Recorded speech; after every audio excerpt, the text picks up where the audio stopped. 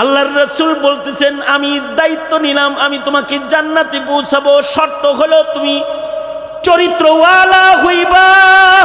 চেহারা সুন্দর না, চরিত্র সুন্দর বানাইবা। কালো হইলেও অসুবিধা নাই, বেলালের মতো কালো হইলেও অসুবিধা নাই, চরিত্র ভালো তার জিম্মাদার মুহাম্মাদুর রাসূলুল্লাহ। নবীজি বলেন যে আমি তাকে জান্নাতের মাঝখানে একটা বাড়ি আদায় করে দিব। জান্নাতের মাঝখানের বাড়ি কেমন দামি বাড়ি হইতে পারে? জান্নাতের ভেতরে যদি কেউ সামান্য জায়গার মালিক হয়ে যায় তাহলে খায়রুম মিনাদ দুনিয়া ওয়া মা ফিহা, 1 বিঘত জান্নাতের জায়গাও আসমান ও জমিনের ভেতরে যা কিছু আছে সব কিছু দিয়ে খরিদ করা সম্ভব না। আল্লাহু আকবার। জান্নাতের 1 বিঘত জমিন সারা দুনিয়ার সব বিক্রি করলেও জান্নাতের 1 বিঘত জমিন কিনা সম্ভব নয়। আর আল্লাহর রাসূল নিজে ওয়াদা করতেছেন আনা জাঈমুন বিবাইতিন ফি ওয়াসাতিল জান্নাহ, জান্নাতের মিডল রাজধানীতে আমি তুমি উম্মতকে একটা বাড়ি আদায় করে দিব, শর্ত তোমার চরিত্র সুন্দর করা লাগবে। আরেক হাদিসে আল্লাহর রাসূল বলেন তুমি আমার কাছে 2টি অঙ্গের জামানত দাও, আমি তোমাকে জান্নাতের জামানত দিব। মা বাইনা লিহইয়াইহি ওয়া মা বাইনা রিজলাইহি, মুখের জামানত দিবা, লজ্জাস্থানের জামানত দিবা। মুখ নাপাক করবা না, লজ্জাস্থান নাপাক বানাইবা না। তো আমি নবী আজমানুল্লাহুল জান্নাহ, আমি নবী তার জন্য জান্নাতের জামিনদার হয়ে গেলাম। আল্লাহু আকবার জোরে করে বলেন। মুখ যদি কেউ পাক বানাইতে চায়, মিথ্যা কথা বলা যাবে না, গীবত করা যাবে না, চগলখুরি করা যাবে না, কাউরে গালগালাজ করা যাবে না, নষ্ট মুখ বানানো যাইব না, ভ্রষ্ট মুখ বানানো যাইব না। শেখ হাসিনার মুখ হইলে কাম হইব না। শেখ হাসিনার মুখ কেমন মুখ ছিল? শাপলা চত্বরে বাতি বন্ধ করে আলেমদেরকে রাজপথে গুলি করে শহীদ করে মাইরা ফেলায় দিয়া সকালের সূর্য ওঠার আগে রাস্তার সব রক্ত ধৌত করে পাকসাপ বানায় লাইছে। আর সংসদে দাঁড়ায় বলছে সাউন্ড গ্রেনেড বাজাইছি, আর হুজুররা বুকের ভিতরে রং মাইখা শুয়েছিল, এগুলো ওইটা দৌড় দিছে। কি সুন্দর মুখ! এমন সুন্দর মুখ হইলে কিন্তু পাক মুখ না।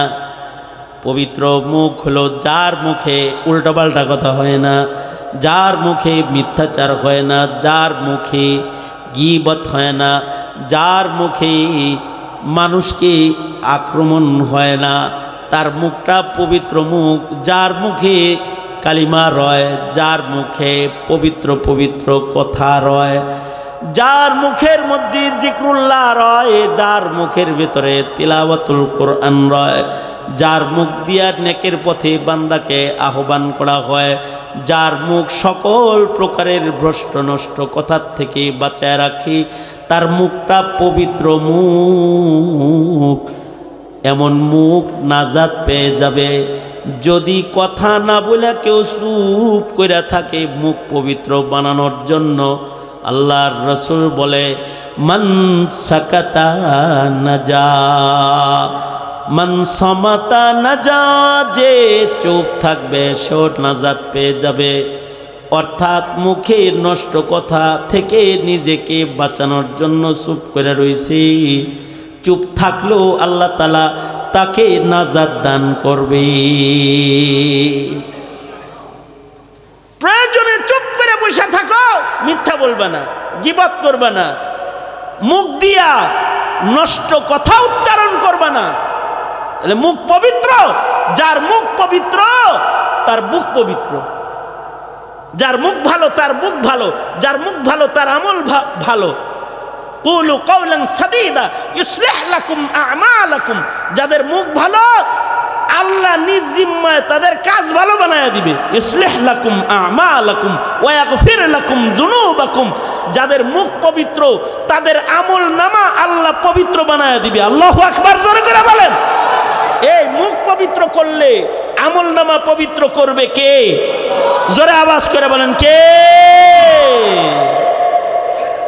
তাহলে মুখ পবিত্র করব ইনশাআল্লাহ বলেন। মিথ্যা বলা যাবে? রাত তোলেন, বলেন ইয়া আল্লাহ ওয়াদা করিতেছি মিথ্যা বলিব না, গীবত করিব না, চগলখড়ি করিব না, জবান নাপাক হয় এমন শব্দ মুখে উচ্চারণ করব না ইনশাআল্লাহ। ইনশাআল্লাহ আর আস্তে করে বলেন ইনশাআল্লাহ। একটা কাজ। দ্বিতীয় কাজ হলো চরিত্রে যেন দাগ না পড়ে, লজ্জাস্থান হেফাজত। তার মানে পর্দার হেফাজত। যেই নারীরা পর্দা করবে, যেই পুরুষরা পর্দা করবে, লজ্জাস্থান রক্ষা করবে, পবিত্র রাখবে, তাদের জান্নাতের জামিনদার কে? আরো জোরে আওয়াজ করে বলেন কে? এই দুইটা জিনিসের অঙ্গের জামানত দাও, আল্লাহর রাসূল বলে আমি তোমাকে জান্নাতের জামানত দান করব। আর চরিত্র ভালো মানুষ এদের দেখলে কাফেরও গল্লা যায়, মুসলিম তো গলে গলে, ডাকাত গল্লা যায়, বেঈমান গল্লা যায়, জালেম দুর্বল হয়ে যায় ভালো চরিত্রের মানুষের কাছে। রাসূল বলেন সিলমান কাতাআকা ওয়াফু আম্মান যালামাকা ওয়া আহসিন ইলা মান আসাআ ইলাইকা। যে তোমার সাথে সম্পর্ক ছিন্ন করে তুমি তার সাথে সম্পর্ক জুড়ো, যে তোমার সাথে জুলুম করে তোমার উপরে তুমি তারে মাফ করে দাও। আমাদের উপরে জুলুম করলে আমরা মাফ করতে পারি না, আল্লাহর রসুলের উপরে সবচেয়ে বেশি জুলুম হয়েছে। তাইফের জমিনে রসুলরে পাথর মাইরা জুলুম করেছে, নবী কয় মাফ করে দিলাম। এক বর্ণনায় আছে আল্লাহর রসুল আল্লাহকে বলে আল্লাহ ওরা বুঝে নাই তাই মারছে, ওদের সন্তানরাই একদিন কালেমা পড়বে, আল্লাহ করে মাফ করে দাও। আল্লাহু আকবার, জোরে করে বলেন। ওয়াফু আম্মান যালামাকা, নবীর গলার উপরে উজুরি চাপায় দিছে উটের, নারী বুড়ি, নবীজি মাফ করে দিছে। দেশ থেকে নবীজিকে দেশান্তর করেছে, তাও মাফ করে দিয়েছে। ওয়াফু আম্মান যালামাক, আফু দরগুজার হওয়া, মানুষকে ক্ষমা করা, এটা উত্তম চরিত্র।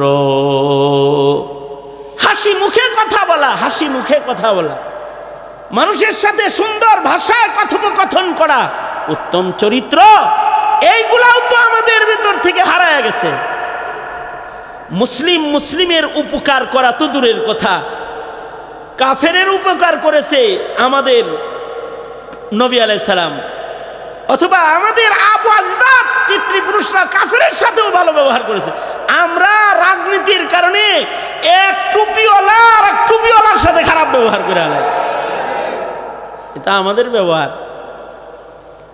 আর নবীজি কাফেরের সাথেও ভালো ব্যবহার করছে। এক কাফের এসে রাসূলকে বলে মাইয়ামনুকা মিন্নি, এই মুহাম্মদ কে বাঁচাবে তোমাকে আমার হাত থেকে? আল্লাহর রাসূল বললেন বাঁচানেওয়ালা কে? জোরে করে বলেন, আরো জোরে আওয়াজ করে বলেন, আরো জোরে করে বলেন, কে বাঁচাবে? বাঁচায় কে? ইজ্জত কার কাছে, বেজ্জত কার কাছে? মারে কে, বাঁচায় কে?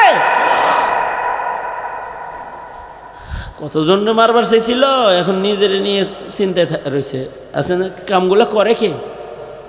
আল্লাহ আল্লাহ আল্লাহ আল্লাহ। তো আল্লাহর রাসূল বললেন আল্লাহ বাঁচাবে। নবীজির মুখ দিয়ে আল্লাহ শব্দ বের হওয়ার সাথে সাথে ইহুদির হাতের তরবারি কাঁপতে কাঁপতে মাটিতে পড়ে গেছে। নবীজি তরবারি হাতে লয়ে কয় মাইয়ামনুকা মিন্নি, তোরে কে বাঁচাইব? ও কয় আপনি। কাফের তো, আপনি বাঁচাইবেন।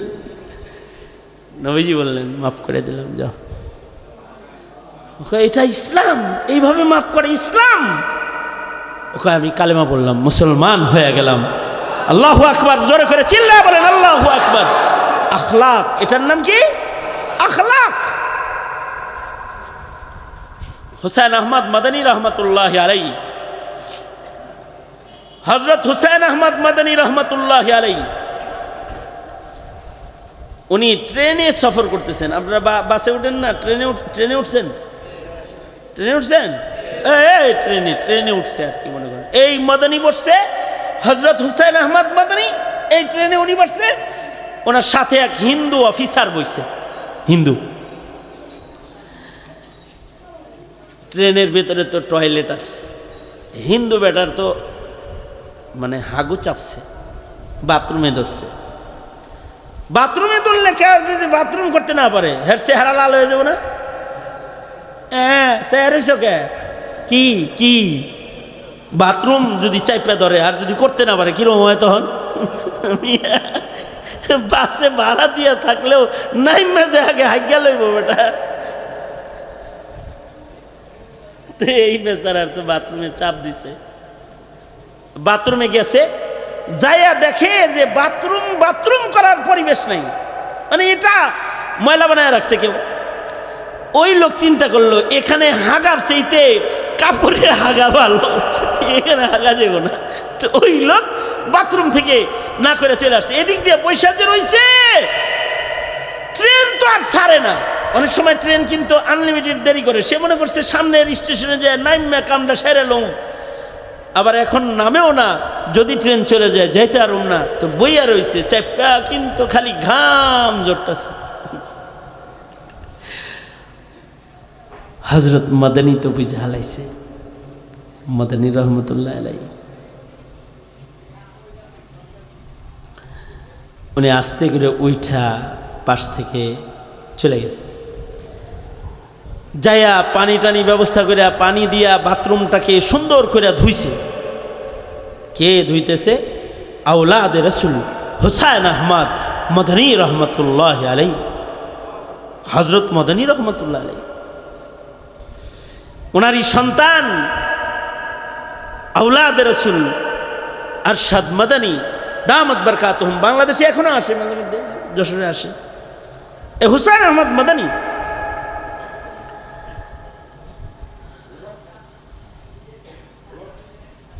এবার কথা কয় কেটে, হ্যাঁ এই এখনো দোয়া করুন, কথা কয় কে?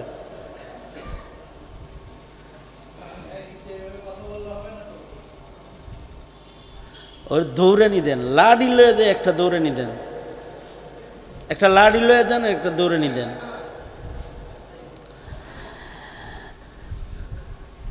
আমি আমার আলোচনার একেবারে শেষ জায়গায় আছি। আমার সাথে দোয়া করবেন না এমনি যাবেন? তো যান গা, আপনারাও যান গা, আমিও যাই গা।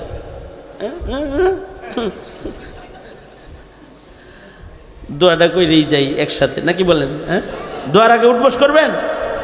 লম্বা বয়ান নাই, আমি দুইটা উদাহরণ দিব মাত্র, একটা উদাহরণ চলতেছে। হযরত মাদানী রহমতুল্লাহ আলাইহি উনি টয়লেট যে ধুইলেন, পানি সংগ্রহ করলেন, ধুইয়া টয়লেটটাকে পরিষ্কার পরিচ্ছন্ন কইরা পানি ভইরা লোটা পানি ভর্তি করে রাইখা সুন্দর করে সাফ করে আইসা হিন্দু লোকরে কয় আপনি এখন যেতে পারেন, বিলকুল সাফ সুতরা হ্যাঁ, অনেক সুন্দর পরিবেশ, কেবলই আমি আসলাম, যান। হিন্দুরে কইতাছে না শাহজি अभी वहाँ जाके आया मैंने, একটু আগে যাই আইছি, অবস্থা খুব খারাপ। উনি না, আরে আমি তো আভি এই কামটাম সেরে যাইছি, যান মিয়া, কোনো অসুবিধা নেই, যান। এই লোক গেছে, যাইয়া দেখে খুব সুন্দর পরিবেশ, সাফ সুতরা। ওই লোক তো শান্তি মতো হাগুডা করছে, এই জায়গায় শান্তি মতো বাথরুম টাথরুম করছে। কইরা তো এই লোক চিন্তা করতেছে, আমি বাথরুম করতে পারলাম না, আর এই টুপিওয়ালা এই দাড়িওয়ালা এই লোকটা কে, সে এইভাবে এটারে পরিষ্কার করলো। তো উনি বাথরুম সাইরা আইসা হযরত মাদানীকে বলে, হযরত আপনি কোন ধর্মের দাওয়াত দেন? আপনাকে দেখা তো মনে হয় আপনি কোন দায়ী হইবেন, হুজুর হইবেন। কোন ধর্মের দাওয়াত আপনি দেন? হযরত মদনী বলে আমার ধর্মের নাম ইসলাম, আমি মুসলমান। তো হিন্দু বলে তো ফের মুঝে भी মুসলমান বানা লো মুঝে भी মুসলমান, আমাকে বানায় দাও মুসলমান, কালেমা পড়ায় দাও, কালেমা পড়ায় দাও। এটার নাম হলো আখলাক। আমির শরিয়াত আতাউল্লাহ বুখারী রহমতুল্লাহ আলাইহি, আতাউল্লাহ বুখারী রহমতুল্লাহ আলাইহি উনি ছিলেন কাদিয়ানীদের জম। কাদিয়ানীদের জম কাদিয়ানীরা জমের মতো ডরাইতো। আতাউল্লাহ বুখারী রহমতুল্লাহ আলাইহি আমির শরিয়াত। একবার উনি তো মির্জা গোলাম আহমদ কাদিয়ানী, এর আগে একটা মাসালা, কাদিয়ানীরা কি মুসলমান না কাফের? নবীর পরে কোন নবী আছে? বলেন জোরে, নবীর পরে নবী আছে? কাদিয়ানীরা কি কাফের? কাফের আরো জোরে, কাফের কাফের। কাদিয়ানীকে যারা কাফের বলে না তারা কি? কাদিয়ানীকে যারা কাফের মনে করে না তারা কি? জোরে বলেন, কাফের। আগামী 15 তারিখে খাতমে নবুয়ত সম্মেলন সোহরাওয়ার্দী উদ্যানে এশিয়ার সকল দেশ থেকে আকাবির উলামারা আসবেন। ফজলুর রহমান রহমতুল্লাহ দামাত বরকাতুহুম, দারুল উলুম দেওবন্দের মুহতামিম সাহেব দামাত বরকাতুহুম সহকারে এশিয়ার বড় বড় আলেমরা সেখানে আসবেন। বাংলাদেশেও এই দ্বিতীয় বৃহত্তর মুসলিম দেশে এখনো পর্যন্ত কাদিয়ানীকে কাফের ঘোষণা করা হয় নাই। আমাদের দাবি হলো মুসলমানের মাটিতে কাদিয়ানীরা মুসলিম পরিচয় থাকতে পারে। জোরে আওয়াজ করে বলেন, পারে? এবারের নির্বাচনে তাদের ভোট দিবেন যারা কাদিয়ানীদেরকে কাফের ঘোষণা করার নির্বাচনী ইশতেহার দিবে, তারা ভোট পাবে। যারা নাস্তিকের পক্ষে, ইসকনের পক্ষে, কাদিয়ানীর পক্ষে, এ দেশে বহুত্ববাদের চাষাবাদ যারা করতে চায়, ওরা ভোট বাক্স নিয়ে আসলে ঘাড় ধরে ধাক্কা দিয়ে বের করে দিবেন। এটা মুসলমানের দেশ। কাদিয়ানী আমার দেশের মুসলমানদেরকে কাদিয়ানী বানাইতেছে,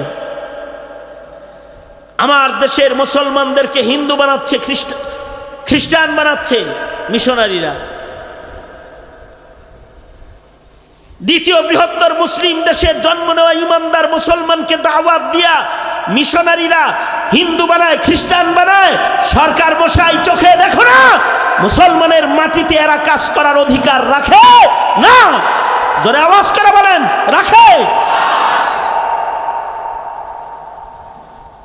সুতরাং ইসকনকেও এদেশে নিষিদ্ধ ঘোষণা করতে হবে, এদেশে কাদিয়ানীকে নিষিদ্ধ ঘোষণা করতে হবে, কাফের ঘোষণা করতে হবে, খ্রিস্টান মিশনারিদেরকে নিষিদ্ধ ঘোষণা করতে হবে।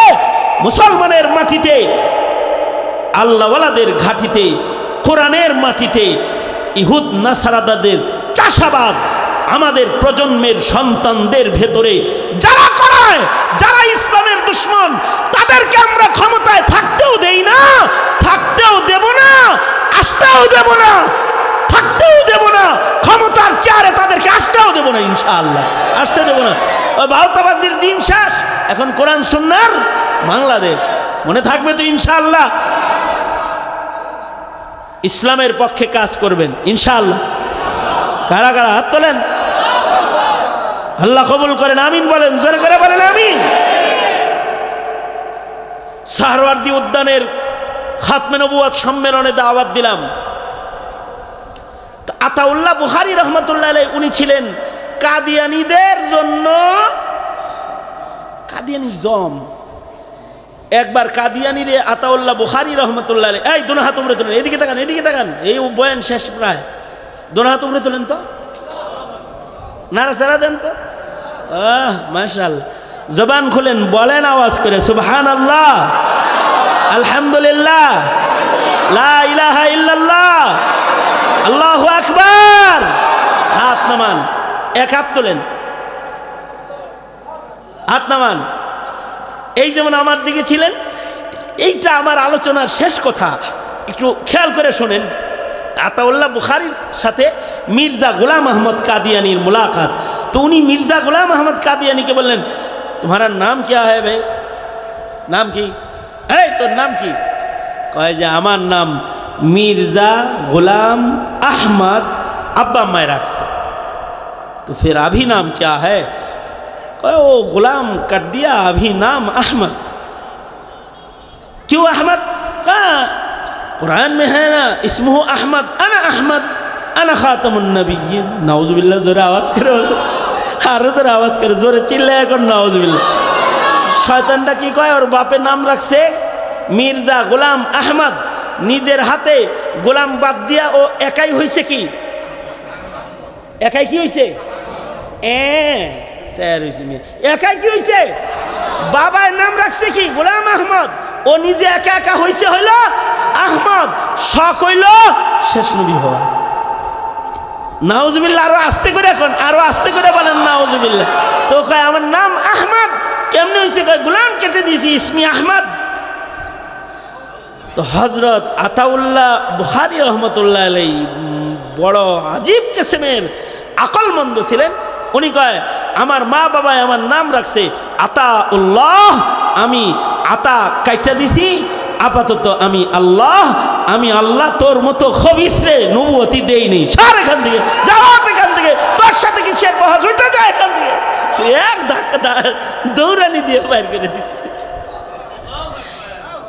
এল আতাউল্লাহ বুখারী রহমাতুল্লাহ আলাইহি। আশিদ্দাউ আলাল কুফার, কিন্তু আখলাক কেমন? আতাউল্লাহ বুখারী একবার বসে রয়েছেন দস্তরখান বিছায়, খানা लुकमा लाए ना, मेहमान इंतजार करते, कोई मेहमान आए तो उसे साथ लेके खाना खाओ।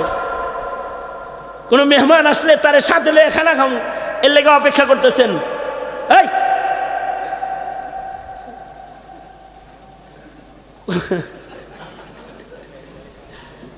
কোনো মেহমান আসলে সাথে মেহমানরে নিয়ে খানা খাবেন, বয়ে রয়েছে। এর সামনে দিয়া একটা মেথর যায়। মেথর চিনেন? মেথররা কি করে? স্বর্ণ বানায়। কি কথা কন নাকি? হ্যাঁ, বাথরুম সাফ করে মেথর একটা যায়, তাও আবার হিন্দু। হাতে বালতি আছে, ঝাড়ু আছে, কোদাল আছে, যাইতেছে, এ ভাই দাঁড়াও, এ কাছে আয়। আইসে আতাউল্লাহ বুখারী বলে তোমার চেহারা দেখে মনে হয় ক্ষুধা আছে বেটি। লোকটা কয় আমিরের শরিয়াত 2 দিন হয় কিছু খাই না। আতাউল্লাহ বুখারী বলে দস্তরখান লাগানো আছে, মেরে সাথ আ যাও, আমার পাশে বৈশা যাও, ঘর থেকে খানা আনতেছি। এ কথা বইলা লোকটাকে বসাইছি, ভেতর থেকে খানা লয়েছে। পানি আইনা কয় হাত সাফ সুতরা করে ধোলো, ধুয়ালো ভালো করে হাত। লোকটা ভালো করে সাবান দিয়ে হাত ধৌত করেছে। আমির শরিয়াত আতাউল্লাহ বুখারী নিজের হাতে পানি ঢালছে, আর হিন্দু নিজের হাত গোলারে ধুইছে, নিজের সাথে বসাইছে, আর বলে মেরে সাথে খানা খাও, তুমি আমার সাথে খানা খাও। হিন্দু কয় হযরত আমি মেথর মানুষ, জীবনে কোনোদিন কারোর সাথে আজ পর্যন্ত খাই নাই। আমার জাতি ধর্মের হিন্দুরাও আমার সাথে খানা খায় না, আমি পায়খানা পেশাব সাফ করি, তাই আমরা নিম্নমানের বংশের মানুষ। আপনি আমিরে শরিয়াত, আপনি একটা ধর্মযাজক, বড় মাপের আলেমে দিন, আপনার সাথে আমি কেমনে খাবো? এটা কেউ দেখলে আমাকে তারা তিরস্কার করবে। আপনার প্লেটে আমার মতো মেথরের হাত লাগাইতে পারবো না। আতাউল্লাহ বুখারী বলে তোমার পেটে ক্ষুধা আছে, তুমি মানুষ, আমার পেটে ক্ষুধা আছে, আমিও মানুষ। খানা খাইলে আমারও পেট ভরে, তোমারও পেট ভরে। মানুষ মানুষের সাথে এক প্লেটে খাইতে সমস্যা কি? খাও আমার সাথে। লোকটার হাত থরথর করে কাঁপতেছে। আতাউল্লাহ বুখারী বলে বুঝেছি আমার প্লেটে নিজের হাতে খানা খাইতে তুমি সাহস পাচ্ছ না, তো করিব আ যাও, আমার কাছাকাছি এসে বসে যাও।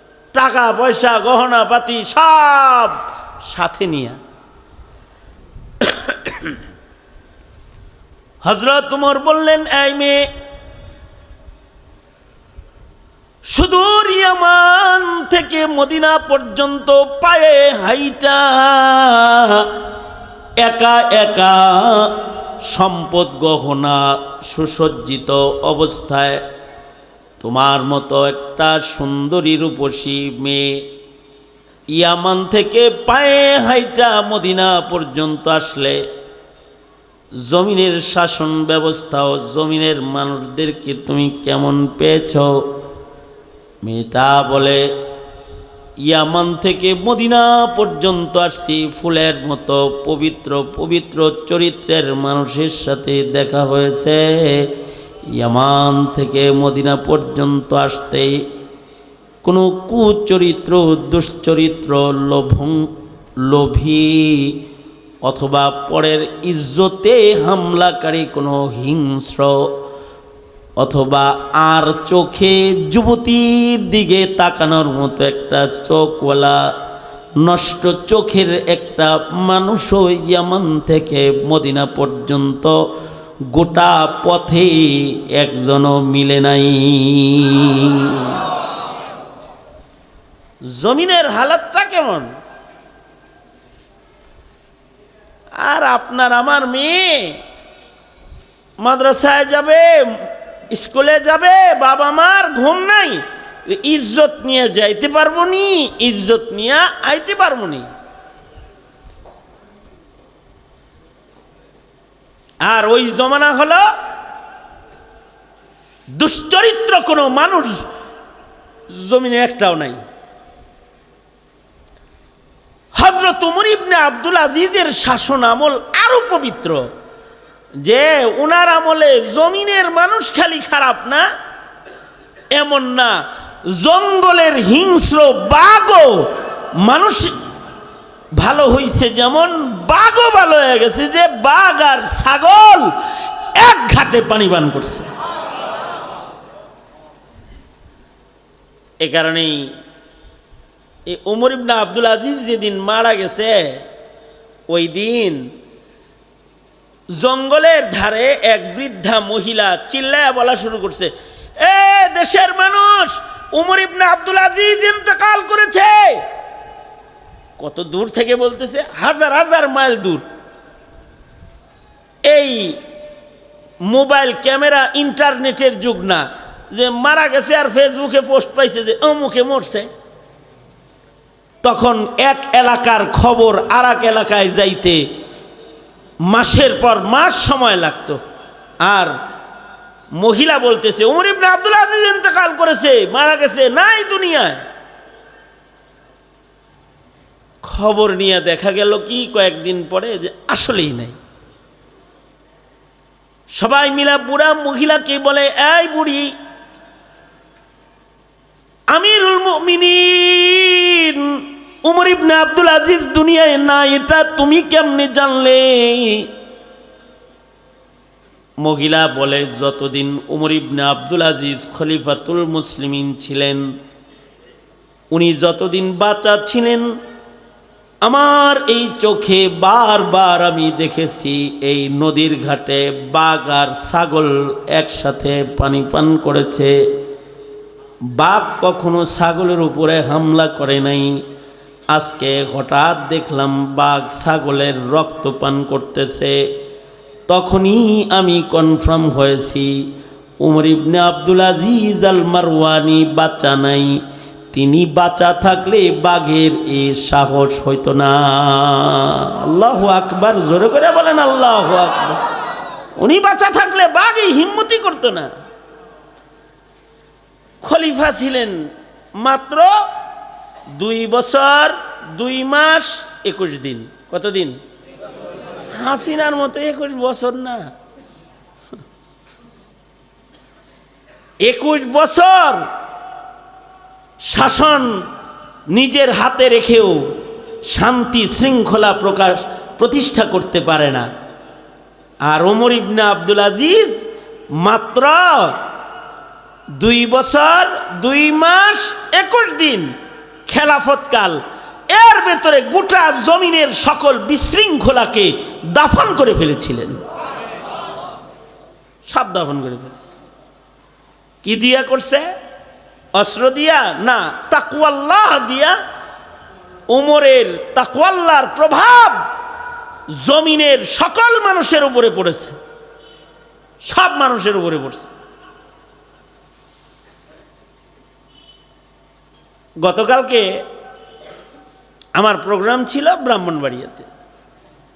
ব্রাহ্মণবাড়িয়ার বর্তমান এসপি সাহেব যিনি, উনি দাওয়াত তবলিগের মেহনতকারী, মানে তবলিগের এক সাথী উনি। তা মাহফিল শেষে আমি এক জায়গায় আমাকে নিয়ে গেল চা খাওয়ার জন্য। ওইখানে এই এসপি সাহেবের খানা দানা যারা রান্না করে, সরকারি অফিসের ছেলেপেলেরা, যুবক ছেলেপেলেরা, স্টাফরা ওখানে আমাকে দেখে তো আমাকে ঘিরে ধরছে। হুজুর, আপনি জেলখানায় ছিলেন, আপনার জন্য কত দোয়া করছি, আপনার ভালোবাসি। হুজুর, এটা হাত মিলাই। মোসাফা করলো, ওরা আসলো, মাথা পাইতে দেয়, ফু দেওয়ান দিলাম, দোয়া কালাম করলাম। আমি বললাম, তোমরা কই থাকো? হুজুর, আমরা এসপি অফিসের স্টাফ। তো ওরা বলতেছে, হুজুর, আমাদের এসপি অফিসে এখন ঘুষ নাই। ঘুষ নাই কেন? কয় ওই যে আমাদের একজন মানুষের প্রভাব গোটা এসপি অফিসের উপরে পড়ে গেছে। সেটা হলো আমাদের এসপি সাহেব তবলিগের সাথী, তো উনি এই সরকারি অফিসের ভাউচারের একটা চাও উনি খায় না, বাড়ি থেকে যা আনে তাই খায়। নিজের পকেটের বেতনের সামান্য পয়সা ছাড়া অন্য কোনো কিছু উনি হাতে নেয় না। উনি বলল, হুজুর, এই এসপি সাহেবের প্রভাব টোটাল অফিসের পুলিশ অফিসারের উপরেও পড়ে গেছে।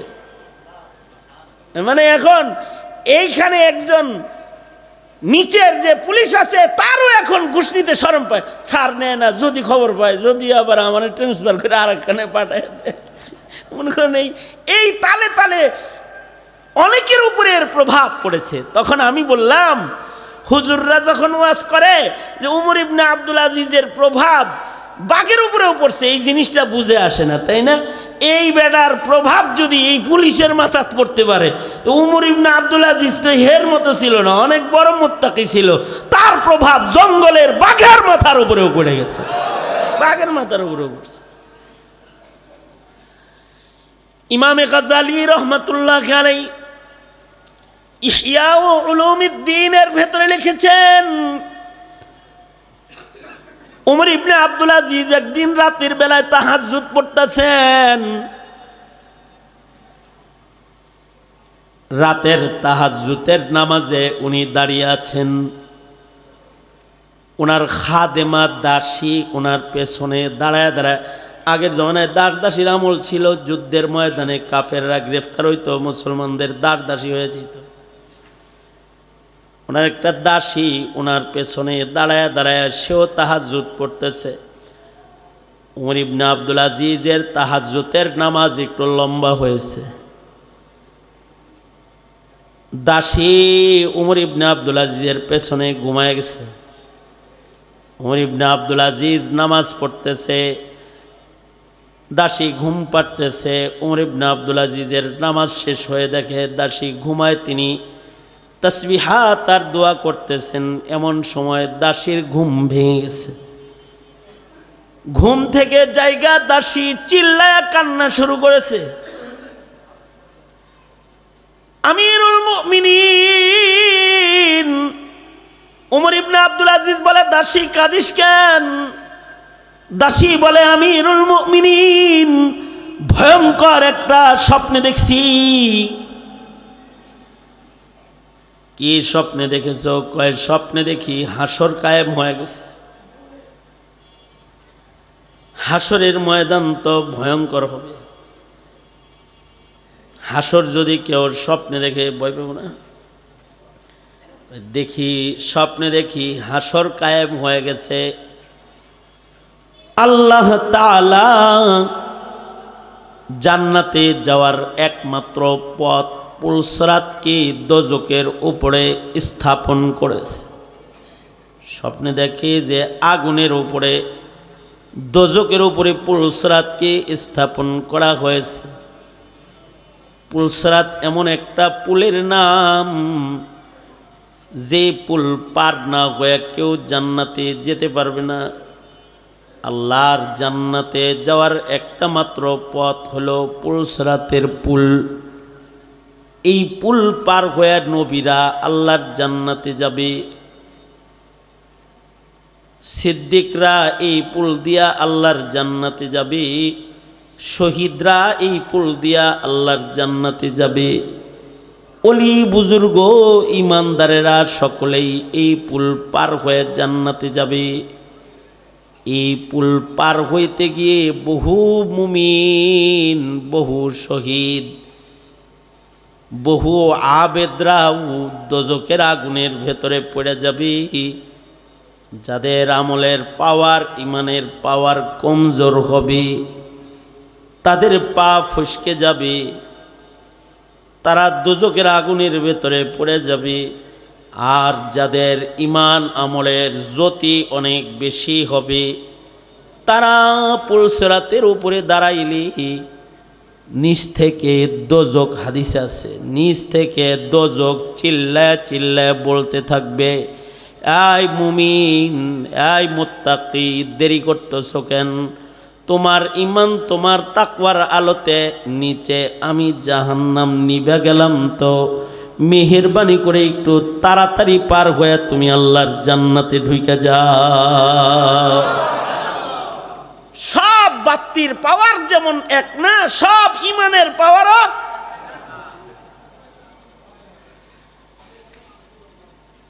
সব বাতির পাওয়ার যেমন এক না, সবার তাকওয়াও। কিছু মানুষ আছে গোপনে গুনাহ করে, প্রকাশ্যে করে না, আছে না এমন কিছু? আর কিছু মানুষ আছে, এই ইকো ভাই, ওই রিভার, এগুলো সব বন্ধ করে।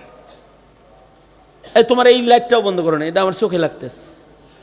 তোমার ভিডিও করার লেগে তুমি আমার সাজা দিবা? হ্যাঁ মিয়া, যাও মিয়া, তোমার ক্যামেরা লইয়া তুমি বাদ যাও গা। চোখে লাগাই রাখছে মিয়া বাতি একটা। হ্যার ইউটিউবের ব্যবসা গরম বানার লেগে আমার চোখ কানা করে ফেলবো, তাও একটা বাতি একটা সেট করে থুয়ে দিছে। আবার মনে মনে রাগ হইতেছে। এদিকে দুনো হাত উপরে তোলেন, নাড়াচাড়া দেন, জবান খুলে বলেন আল্লাহু আকবার। দিল থেকে বললেন তো আল্লাহু আকবারের পাওয়ারটা ভালো হইব, খালি মুখ থেকে না, জোরে আওয়াজ করে বলেন আল্লাহু আকবার।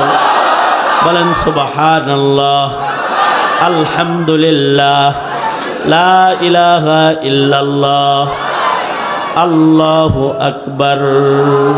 হাত নামান। কি বললাম? সবার তাকওয়ার পাওয়ারও কিনা এক না, সবার নামাজের পাওয়ার এক না। একজন খুশু খুজুলে নামাজ পড়তেছে, আর একজন নামাজও পড়তেছে, ফ্যানও গুনতেছে, বাতিও গুনতেছে, দুইজনের নামাজের পাওয়ার এক হইব? বুঝেন না বিষয়টা? কিছু নামাজি আছে না, নামাজ পড়ে,